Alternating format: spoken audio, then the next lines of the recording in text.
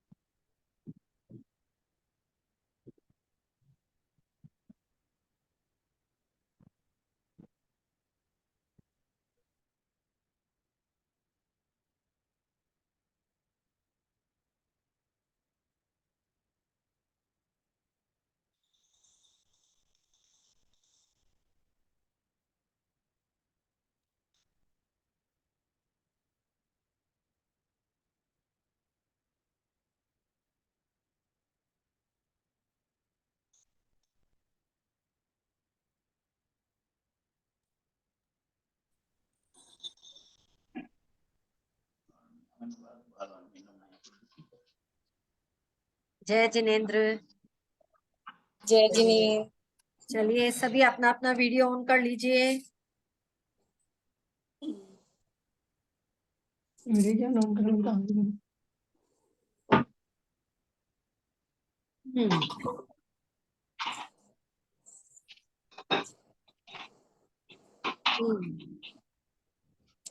हम 6 ढाला की 5वीं ढाल पढ़ रहे हैं और जिसमें 12 भावनाओं के बारे में पढ़ रहे हैं। ये 12 भावनाएं क्या है? वैराग्य उत्पन्न करने वाली, मेंटेन करने के लिए ये 12 भावनाएं बहुत जरूरी। ठीक है।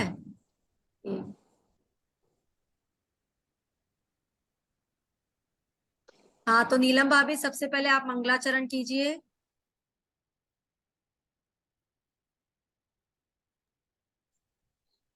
तीन भुवन में सार वीतराग विज्ञानता, शिव स्वरूप शिव का नमो त्रियोग संहारिके। जय बोली देवादिदेव 1008 श्री आदिनाथ भगवान की जय। वर्तमान शासन नायक श्री महावीर भगवान की जय। द्वादशांग जिनवाणी माता की जय। जैन धर्म की जय।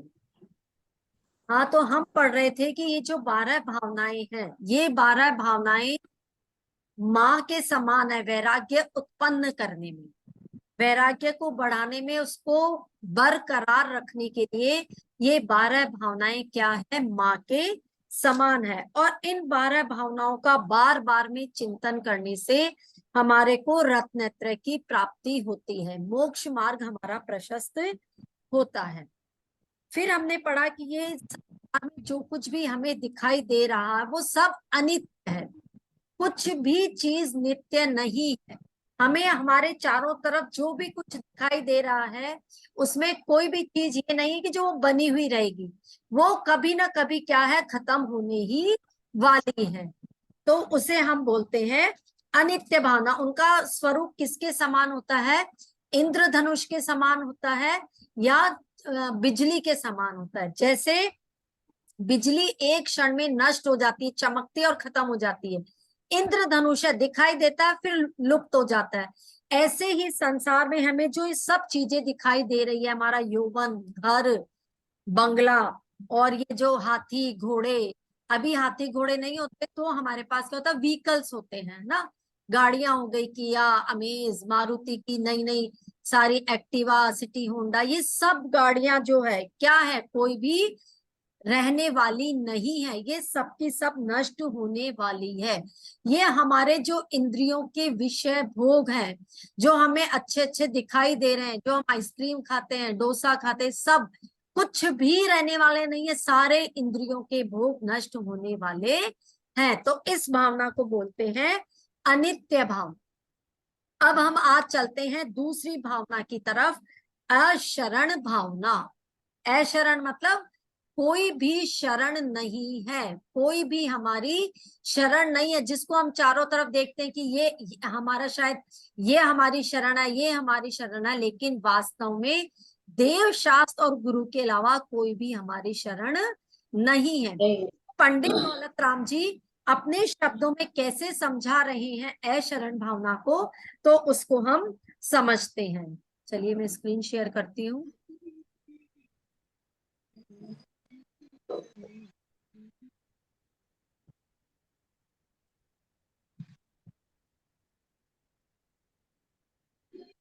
चलिए। सूर्य असुर खगादिप जेते, मृग जो हरि काल दलेते, मणि मंत्र तंत्र बहु होई, मरते न बचावे कोई। पंडित दौलत राम जी कह रहे हैं, क्या शब्दों का अर्थ दिया उन्होंने, सुर असुर खगादिप जेते। सुर मतलब होता है इंद्र, और असुर का मतलब यहाँ राक्षस से नहीं है। आप सोच लो कि सुर मतलब तो इंद्र देवता हो गए, और असुर का मतलब हो गए राक्षस, राक्षस नहीं। यहाँ असुर का मतलब जो सुर नहीं है, यानी कौन से देवता, कौन कौन से देवता हो गए, ज्योतिषवासी, व्यंतरवासी और भवनवासी, ये देव। तो सुर और असुर, खगादिप, खगादिप मतलब खग यानी पक्षी, और पक्षी मीन्स जो तिर्यंच आदि हैं, उन सबके अधिप, अधिप मतलब देवता, उनके भी, यानी इंद्रों का इंद्र कौन, जैसे सौधर्म इंद्र, तिर्यंचों का इंद्र कौन, सिंह, शेर, ऐसे सारे के इंद्रों को यदि आप मिला लो तो ते उन सब की, हरि जो मृग यानी शेर क्या है, जैसे मृग को नष्ट कर देता है, काल दले उसी प्रकार से इंद्र आदि को काल नष्ट कर देता है। मणि मंत्र तंत्र बहु, यानी मणि चिंतामणि रत्न भी है, या रक्षा करने वाले मंत्र हैं, कोई टोटका करने वाला तंत्र है, अनेक प्रकार के मंत्र तंत्र है, पर मरते कोई बचावे ना, लेकिन मरते समय इस जीव को कोई भी बचाने वाला नहीं है। चलिए, ये तो हुआ शब्दार्थ। अब हम इसका भावार्थ समझते हैं। क्या इसका भावार्थ है अशरण भावना का? पंडित दौलत राम जी कह रहे हैं कि देखो, हम सोचते हैं कि शायद हमारी शरण कौन है, बड़े बड़े इंद्र हैं, शायद वो ही हमें बचा लेवे, कोई मंत्र बचा लेगा, कोई तंत्र बचा लेगा, लेकिन वास्तविकता है कि ना कोई मंत्र काम आएगा, ना कोई तंत्र काम आएगा, ना कोई देवता काम आएंगे। कैसे काम नहीं आएंगे? क्योंकि इन जो इंद्र है, उनकी खुद की भी, जब जो हम देवता लोग देखते हैं, पता है ना सबको, माला जब मुरझा जाती है तो उनको पता चल जाता है, और 6 महीने बाद उनकी मृत्यु हो जाती है। तो जब उनकी खुद की भी मृत्यु हो रही है इंद्र आदि की, तो वो हमें कैसे बचा लेंगे? कोई मंत्र है, मंत्र मतलब क्या होता है, कोई भी जो मंत्र दिया जाता है ना, कोई पंडितों के द्वारा, या किसी ने कहा ये तुम ले लो और इसका जाप करो तुम बच जाओगे, नहीं, ऐसा कुछ नहीं होता। तंत्र, जो हम तन पे कोई मंत्र बोल करके ताबीज पहन लेते हैं, या कोई शरीर पे ऐसे गांठ लगा करके लाल कपड़े में बांध लेते हैं, किसी प्रकार का टोटका करना मतलब तंत्र। तो ये मंत्र तंत्र कभी काम नहीं आते। सिर्फ हमारी जो उम्र है, जितनी हमें आयु मिली है, उतनी ही आयु तक हम रहने वाले हैं। उस आयु के आगे हमें कोई भी बचाने वाला नहीं है, सब अशरण है। संसार में किसी की, हम जैसे रोग आया, हमें बीमारी आई, हम सोचते हैं हम तो वैद्य की शरण ले लेंगे, हम तो डॉक्टर के पास में चले जाएंगे, है ना। तो वो डॉक्टर भी हमें तब तक ही बचा सकता है जब तक हमारी आयु है। अगर एक समय जब तक आयु लिखी हुई है मतलब खत्म हो गई हमारी आयु, आयु कर्म चला गया, तो ना कोई डॉक्टर बचा सकता है ना कोई वैद्य बचा सकता है। हम सोचते हैं स्त्री पुत्र परिवारजने रिश्तेदार ये सब ना, कोई भी किसी की भी शरण नहीं है। बचपन में हम सोचते हैं कि हमारे माता पिता है उनकी शरण है, बुढ़ापे में हमारे बच्चे हमारी शरण है। वो हमारा मतलब क्या है, एक संयोग है, वो संयोग मिला, अनुकूलता मिली है, लेकिन वो ही शरण हम उन्हीं के भरोसे हैं और हम चलते ही रहेंगे चलते ही रहेंगे, ऐसा नहीं है। हमें कोई शरण नहीं दे सकता किसके सिवाय, सिर्फ और सिर्फ देव शास्त्र और गुरु, इनके अलावा हमें कोई भी शरण नहीं दे सकता। हमारी सच्ची शरण यदि कोई है तो वह है देव शास्त्र गुरु।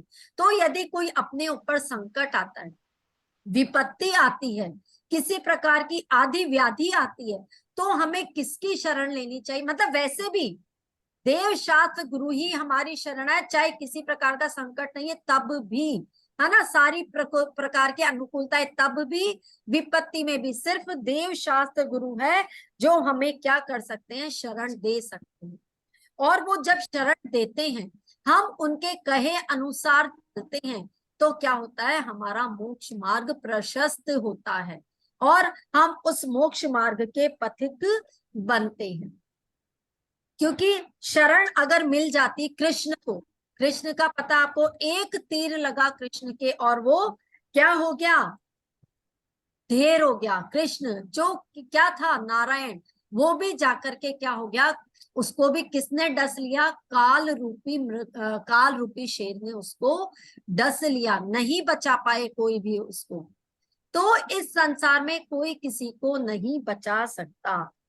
मंगत राय जी की 12 भावनाएं हम गाते हैं ना, ये वाली, चक्र रत्न हलधर सा भाई काम नहीं आया, एक तीर के विनस गई एक का तीर की लगत कृष्ण की विनश गई काया, है ना।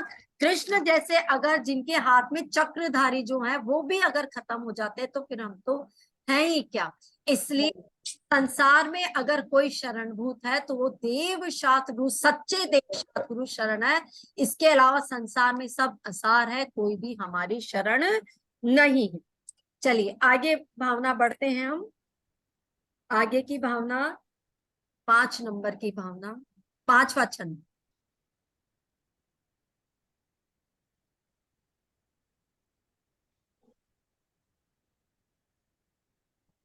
देखिए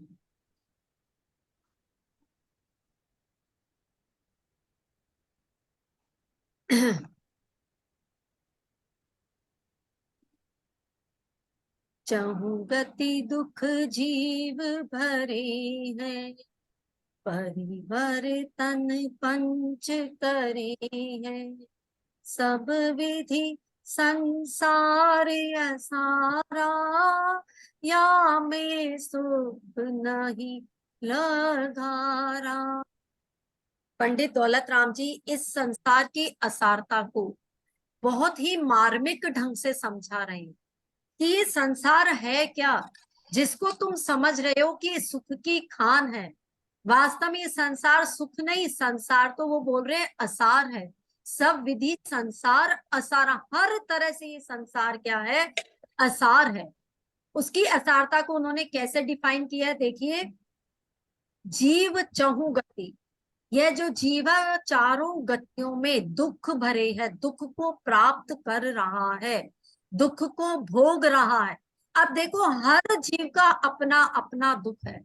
किसी को बेटे का दुख है कि मेरा बेटा है वो पढ़ाई में होशियार नहीं है, किसी को अपनी बीमारी का, स्वयं की बीमारी का दुख है, कोई कहता है मेरे सास ससुर मेरे अनुकूल नहीं है, किसी को घर का, मतलब हर जीव के अलग अलग प्रकार के दुख हैं। लेकिन वास्तविकता ये है कि ये संसार चारों तरफ से दुखों से भरा हुआ है। परिवर्तन पंच करे और 5 प्रकार के परिवर्तन में ही रुलता रहता है। कौन से 5 प्रकार के परिवर्तन है? द्रव्य, क्षेत्र, काल, भव और भाव, ये 5 प्रकार से वो परिवर्तन करता रहता है। अब इसको थोड़ा सा समझ लीजिए कि द्रव्य परिवर्तन मतलब क्या है कि जैसे हमारा मरण जब होता है, नई पर्याय में उत्पन्न हुए तो नए पुद्गल के परमाणु हमारी आत्मा से जुड़ेंगे, द्रव्य परिवर्तन। क्षेत्र मतलब आज हम मान लीजिए कि कोई भरत क्षेत्र में है, कोई ऐरावत क्षेत्र में, कोई विदेह क्षेत्र में, ये हमारा जन्म मरण के बाद में क्या है, क्षेत्र परिवर्तित होता रहता है। कोई नरक में जा रहा है, कोई देवगति में जा रहा है, क्षेत्र परिवर्तित होता है। काल, उत्सर्पणी काल है, अवसर्पणी काल है, कोई चौथे काल में जन्म ले रहा है, कोई 5वें काल में, है ना। ये काल रूपी तो घंटा चलता ही जा रहा है, ये काल रूपी चक्र चलता जा रहा है, और उसमें हम क्या, हमारी पर्यायें बदलती जा रही है। भव परिवर्तन हो रहा है, यानी जीव जो है ये अलग अलग क्या है, पर्यायों में जा रहा है। भव अलग अलग बदल रहे हैं ना, जैसे जैसे हमने क्या किए, परिणाम किए, वैसे वैसे हमें भव प्राप्त हो रही है। और भाव पुण्य और पाप के वशीभूत होकर के, या फिर कहे राग और द्वेष के वशीभूत होकर के हम क्या कर रहे हैं, हम हमारे कर्मों को बांधते हैं। तो वो जो भाव है वो हमें क्या कर रहे हैं, इस संसार में परावर्तन करा रहे। तो ये 5 प्रकार से क्या होता है, परिवर्तन होते हैं। सब विधि संसार असारा, और सारे ही प्रकार से हमने देख लिया कि ये संसार असार है, इसमें कुछ भी सार नहीं है, लेश मात्र भी इसमें सुख नहीं है। ये अगर आप ये वाला छंद देखते हैं, हम 5वीं ढाल का संसार भावनाओं का, तो हमें ऐसे नहीं लगता कि जो पहली ढाल है पूरी की पूरी इस एक ही छंद में आ गई। क्यों? क्योंकि पंडित दौलत राम जी ने क्या बताया, चहु गति जीव दुख दुख भरे हैं। 4 गतियां पढ़ के आए थे हम पहली ढाल में, 4 गतियों में हम एक एक गति पढ़ चुके हैं, और सब में दुख ही दुख है। जब तो कौन सी गति हो, देव गति हो, चाहे मनुष्य गति हो, तिर्यंच गति हो, हर जगह तो दुख है। तो ये संसार किससे बना है, 4 गतियों से बना हुआ है।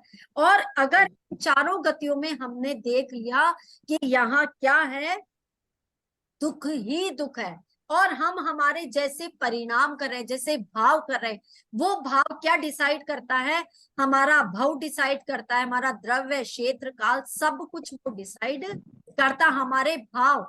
इसलिए हमें क्या अच्छा रखना चाहिए, इसलिए हमें हमारे परिणाम, हमारे भाव हमेशा अच्छे रखने चाहिए, ताकि हमें क्या हो, उत्तम गति की प्राप्ति हो, हमें अच्छा अच्छा मार्ग मिले, और हम मोक्ष मार्ग प्रशस्त हो सके। नहीं तो पंडित दौलत राम जी कहते हैं, यदि ऐसा नहीं किया तो सब विधि संसार असारा, ये संसार तो असार है, यहाँ पर कोई भी सुखी नहीं है। हर मनुष्य को अपने अपने प्रकार के अलग अलग दुख है। मैंने बताया ना, कोई पुत्र के अभाव में दुख है किसी को, तो किसी को कुपुत्र मिल गया तो वो दुखी है ना, किसी को उल्टा पत्नी मिल गई, मतलब कि क्या बोलते हैं, शीलवती स्त्री नहीं मिली तो वो दुखी है, और कोई है जो पत्नी के वियोग में तड़प रहा है। हर इंसान कोई निर्धन है तो कोई धनी है, लेकिन धनी है वो तृष्णा के कारण दुखी है। हम संसार में मतलब इतने दुख हैं कि हर व्यक्ति का नया दुख हम डिफाइन नहीं कर सकते। लेकिन हमने जब संसार को देखा तो हमें पता चला कि ये संसार तो असार है, यहाँ पर किसी भी प्रकार का कोई सुख नहीं है, कोई किसी का साथी, कोई किसी का सगा नहीं है। हाँ, और कह रहे यहाँ में सुख नहीं लगा रहा, यानी इसमें किसी भी प्रकार का कोई सुख नहीं है। यदि हम इस संसार की असारता को समझ लें, यदि हमें समझ में आ जाए कि वास्तव में ये संसार क्या है, असार है, तो रत्नत्र रूपी नाव पर यदि हम बैठ जाते हैं तो वो क्या है, हमें फिर भी सुख प्रदान कर सकती है। रत्नत्र रूपी नाव पर अगर सवार हो जाते हैं तो क्योंकि वो क्या है, वो जो स्टेज है वो हमें इन सारे विषयों भोगों से विरक्त करता है, विषयाभिलाषाओं से दूर लेके जाता है, तब जाकर के हम क्या है थोड़े बहुत सुखी हो सकते हैं। लेकिन जो परमानेंट सुख की प्राप्ति होगी वो तो हमें कहाँ प्राप्त होगी, सिर्फ अरहंत और सिद्ध अवस्था ही ऐसी है जहां पर हमें पूरा का पूरा सुख प्राप्त होगा। क्यों? क्योंकि वो निराकुल पद है, वहां पर किसी प्रकार की कोई आकुलता नहीं है। और जहां आकुलता नहीं होती है वही क्या होता है, परम सुख होता है। तो इस संसार में तो आकुलता ही है, जहां जाओ जहां देखो वहां आकुलता ही है, और आकुलता है तो वहां पर दुख है। और सुख कहाँ है, जहाँ निराकुलता है। तो निराकुलता अरहंत सिद्ध पद में, वो हमें कैसे प्राप्त होगा, रत्नत्रय रूपी नौका पर सवार होकर के हमें वो सुख मिल सकता है। चलिए आगे चलते हैं, अगली भावना। अभी हमने पढ़ी अनित्य भावना के बाद में ऐशरण भावना पढ़ी, फिर उसके बाद में हमने संसार बार बार की, और अब हम पढ़ रहे हैं एकत्व भावना। ये एकत्व भावना वास्तव में यदि हमें समझ में आ जाए तो हम किसी से ना तो राग करें ना किसी से द्वेष करें। जैसे होता ना, पुत्र के राग में होकर के हम कई प्रकार कभी पाप कर देते हैं, मोह में आकर के गलत काम कर देते हैं, राग द्वेष का परिणाम आ जाता है, तो वो सब हमें पाप तुरंत ही खत्म हो जाएगा इस एकत्व भावना को समझने से। पहले बताती हूँ एकत्व भावना मतलब क्या, कि संसार में जितने भी रिश्ते हैं वो सारे रिश्ते झूठे हैं, और उसमें कोई भी हमारा साथ देने वाला नहीं है। हमें हमारे कर्मों का फल अकेले ही भोगना है, ये कहलाती है एकत्व भावना। चाहे आपका पुण्य है, चाहे आपका पाप कर्म है, आपको आपके कर्म अकेले ही भोगने हैं। इस भावना का नाम है एकत्व भावना। तो पहले हम इस भावना को थोड़ा सा देख लेते हैं, बाद में इसको एक्सप्लेन करती हूँ। देखिए, शुभ अशुभ कर्म फल जेते, भोगे जियई ते, सुत दारा होय न सीरी, सब स्वार्थ के हैं भीरी। बहुत ही मार्मिक चर्चा है एकत्व भावना की। इन 2 लाइनों में पूरा सार है इन 12 भावनाओं का, कि कैसे वैराग्य उत्पन्न होता है।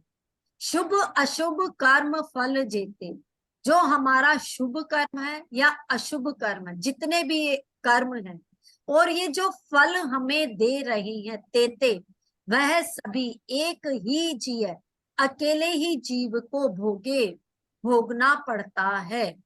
संसार में सब स्वार्थ के भीरी, यानी सारे ही प्राणी क्या है, मतलबी है, स्वार्थी है।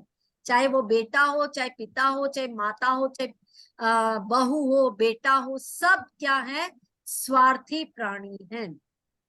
सुत दारा सीरी होय न तो पुत्र और न ही स्त्री, पाप कर्म के उदय में कोई भी हमारा साथ देने वाला नहीं है।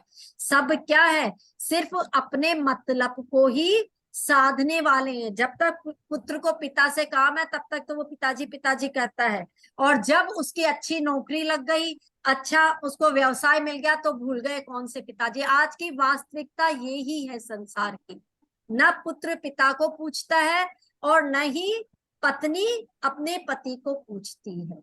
अगर पूछ भी किंचित पूछ भी ले, साथ दे भी दे, तो क्या है कि दुख का कर्म तो अकेले मनुष्य को ही भोगना पड़ता है। कैसे भोगना पड़ता है, जैसे मान लीजिए पत्नी को कोई बीमारी है, अब पति क्या करेगा, पति उसको डॉक्टर को दिखा के आ जाएगा, लेकिन जब वो दवाई लेनी है वो खुद को ही लेनी पड़ेगी ना। अब जो दर्द हो रहा है शरीर में, सिर दर्द हो रहा है, पैर दर्द हो रहा है, तो वो किसको भोगेगा, तो वो खुद ही ना। यदि कोई निर्धन आदमी है, धन नहीं है उसके पास में, एक टाइम 2 टाइम का खाना कोई जुटा भी दे, कहीं से आ भी जाए, लेकिन वो जो निर्धन पने का दुख है जो पल पल उसको सता रहा है कि मेरे पास पैसा नहीं है, मैं कहाँ से ऐसी व्यवस्था कर लूं कि मैं सुखी हो जाऊं, या मैं अपने लिए कम से कम खाना तो दोनों टाइम का जुटा लूं, तो ये सारा दुख किसको भोगना पड़ रहा है, अकेले उस जीव को ही भोगना पड़ता है। और कभी क्या होता है कि जैसे किसी व्यक्ति ने क्या किया, कि अपने पुत्र के खातिर, अपनी पत्नी के खातिर, मान लीजिए किसी प्रकार का कोई पाप किया है, पाप कर लिया कि नहीं चलो मेरी पत्नी सुखी हो जाएगी, मेरा बेटा सुखी हो जाए, मैं चोरी कर लेता हूँ। उसने चोरी कर ली। अब चोरी करने के बाद में पता लग गया, पुलिस पकड़ने आ गई। अब वो पुलिस किसको पकड़ के लेके जाएगी? स्त्री को और बेटे को भी पकड़ेगी क्या? नहीं। किसको पकड़ेगी? उसी व्यक्ति को पकड़ेगी जिसने चोरी की है। तो यानी क्या हुआ, खुद के बुरे कर्म का फल उसको खुद को ही भोगना पड़ा ना। अब वो व्यक्ति कहता है पत्नी को भी कि पुत्र को भी कि मैंने चोरी तुम्हारे खातिर करी है तो तुम भी चलो जेल में। वो कहते हैं हमने थोड़ी कहा था आपको चोरी करने के लिए, हमने तो नहीं बोला आप चोरी करो। आप वैसे ही कोई प्रयास करते, पुरुषार्थ करते जिससे हमारा पेट भर जाता या हम अच्छे से जीविका जो है चला पाते, लेकिन आपने क्यों बुरा कर्म अपनाया? तो कहने का मतलब है कि ये पत्नी, पुत्र, बेटी जो भी है वो सब क्या स्वार्थ के सीरी हैं। जब हम ये भावना पढ़ते हैं ना तो वास्तव में मन मतलब इतना अंदर से वो हो जाता है, व्यथित हो जाता है कि क्या है संसार, वास्तव में क्या है। थोड़े दिन का हमें दिखाई देता है ये सुख, लेकिन वास्तव में ये सुख क्या है? क्षण भंगुर है। ये कोई हमें कभी कोई भी नहीं जब अगर हमारी मृत्यु आई तो न तो पुत्र साथ देने वाला है और न ही पिता साथ देने वाला है, न ही पत्नी साथ देने वाली है। अपने अपने कर्मों का फल अपने को ही भोगना पड़ता है। जैसे एक स्टोरी बताती हूँ। एक कबूतर था, वो कबूतर पेड़ से उड़ा कि भाई मैं दाना चुग करके लाता हूँ। वो दाना चुगने गया और उड़ करके जैसे ही भी थोड़ी ऊपर पहुंचा तो उसने देखा कि ऊपर तो बाज चक्कर लगा रहा है। तो उसे लगा ये बाज तो मुझे खा लेगा, मेरे को अपना क्या बना लेगा, ग्रास बना लेगा और मेरी मौत आ जाएगी। तो वो तुरंत वापस, उसने सोचा मैं तो पेड़ पर ही जाकर के बैठ जाता हूँ ताकि इस ये जो है पत्तियां, इसमें मैं छुप जाऊंगा तो इसको इतनी ऊपर से दिखेगा नहीं। वो वापस उस पेड़ पर आकर के बैठ जाता है। अब वहां पर आकर के बैठ गया तो उसने देखा कि नीचे क्या है, एक शिकारी बंदूक लिए खड़ा है और वो शिकारी देख रहा है कि कहाँ मुझे शिकार मिले और मैं उस पर बंदूक की गोली दाग दूं। अब नीचे शिकारी देख रहा। अब कबूतर ने सोचा कि मैं बाज से तो बच करके आ गया, अब ये जो शिकारी है ये मुझे अब मार देगा। ये मैं, अब वो सोच रहा है कि मैं उड़ूं तो मरूं, नीचे बैठूं तो मरूं। अब मैं वो इस उलझन में चल रहा है। लेकिन तभी क्या होता है, वो जहां शिकारी बैठा मतलब खड़ा था ना, वहां पर एक सांप आता है, उस शिकारी को वो डंक मार देता है। तो उसके डंक मारने से क्या होता है कि वो जो गन चलाने वाला था उसका निशाना चूक जाता है और वो बाज मर जाता है। उधर तो वो सांप ने डस लिया इसलिए शिकारी की मृत्यु हो गई, उधर बाज की मृत्यु हो गई। और कौन बच गया? कबूतर बच गया। तो कबूतर को किसने बचाया? उसके जो कर्म थे अकेले, जो उसने स्वयं कर्म किए होंगे, पुण्य कर्म किए होंगे, उन कर्मों ने उसको बचा लिया। लेकिन जो पाप कर्म थे किसके? शिकारी के और बाज आज के कर्मों ने उनको डस लिया।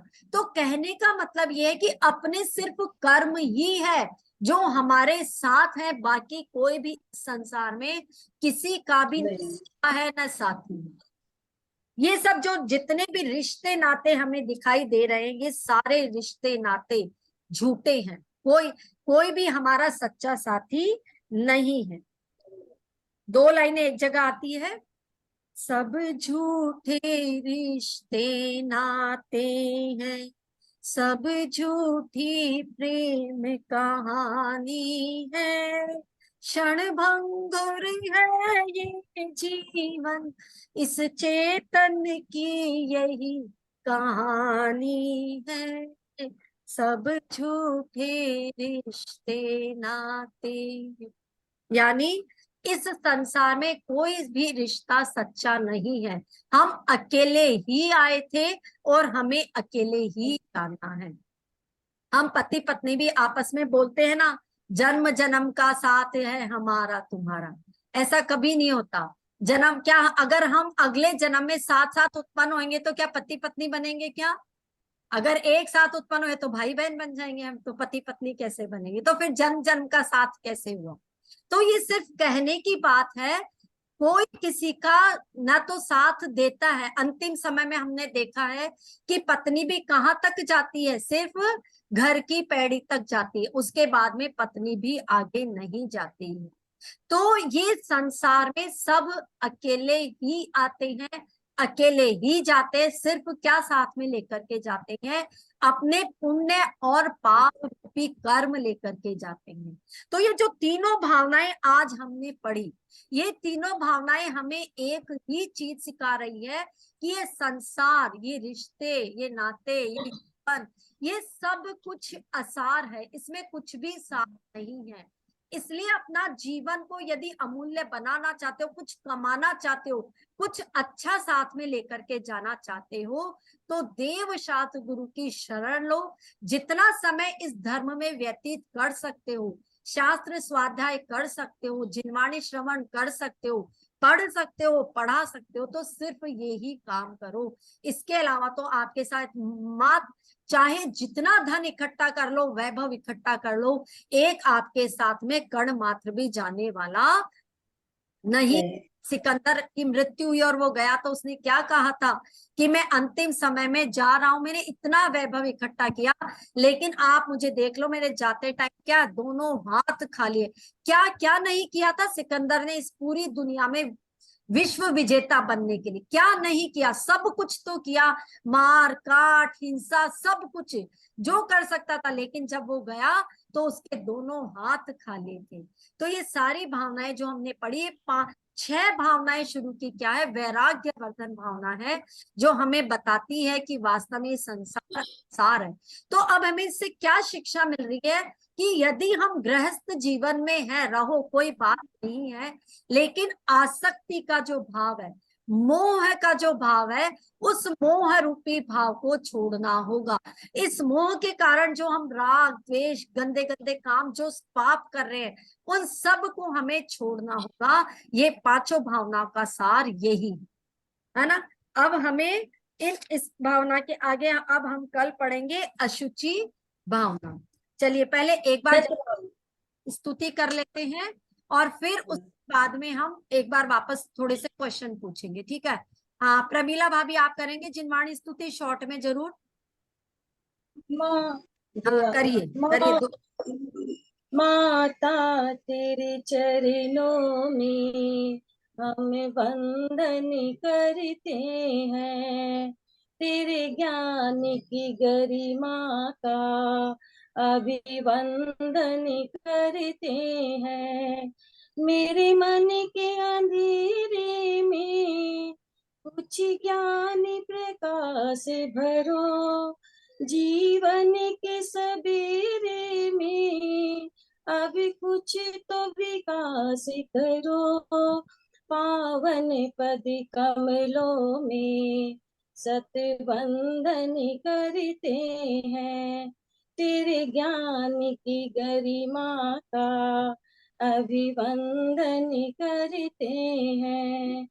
चंचल चित्त का चिंतन चिरकाल से भी न टिका, अज्ञान में उलझा मन निज ज्ञान पे भी न टिका। श्रुति ज्ञान के उपवन में अभिसिंचन करते हैं, तेरे ज्ञान की गरिमा का अभिवंदन करते हैं। माता तेरे चरणों में हम वंदन करते हैं। ज्ञानी के ज्ञान से सुजीव करो, सोगानी मस्तक मोह सदा दे तुम। बजो अरहंत को गुरु सेवा ने प्रण दया धर्म पालो सदा, यही मोक्ष का अपन। ये दशांग जिनवाणी माता की माता की जय। चलिए अब हमने आज पढ़ी थी अशरण भावना। अशरण भावना मतलब क्या? नीलम भाभी बताइए, अशरण भावना। शरण भावना मतलब कोई भी हमारी शरण नहीं है, केवल देव शास्त्र गुरु ही है जो हमारे शरण रहेंगे हमेशा। हाँ, और हम किस किस को मान लेते हैं? जैसे हम हम सोचते हैं कि इंद्र देवता और तंत्र मंत्र ये मंत्र, सब हमें साथ देंगे, लेकिन ये हाँ कुछ समय तक के साथ ही है, जब तक हमारी आयु है। हाँ, तब उसके बाद लेकिन सच्चे देवशास्त्र गुरु ही के हमारी अलावा, शरण रहेंगे। हाँ बिल्कुल सही। चलिए अगली पढ़ी थी हमने संसार भावना। तो ये संसार कैसा है, कौन बताएगा? सीमा जी आप बताओगे संसार कैसा है? हम समझते कि संसार में सार है, कैसा है संसार? माइक अनम्यूट करो अपना। संसार को हम समझते नहीं कि इस संसार में सार है, क्या वास्तव में संसार में सार है? नहीं है। हाँ नहीं है, संसार असार है, इसमें कोई भी सार नहीं, नहीं है। है ना। और संसार में क्या भरा हुआ है? चारों तरफ हमें क्या दिखाई देता है? हर जगह क्या क्या दिखाई देता है? दुख ही दुख दिखाई देता है। हाँ, तो ये संसार की वास्तविकता है कि संसार में हम सोचते हैं सुख है, लेकिन सुख नहीं है। संसार असार है, वहां पर चारों तरफ दुख ही दुख है, इसमें लेश मात्र भी सुख नहीं है। और जो सुख समझ रहे हैं वो सब नष्ट होने वाले हैं।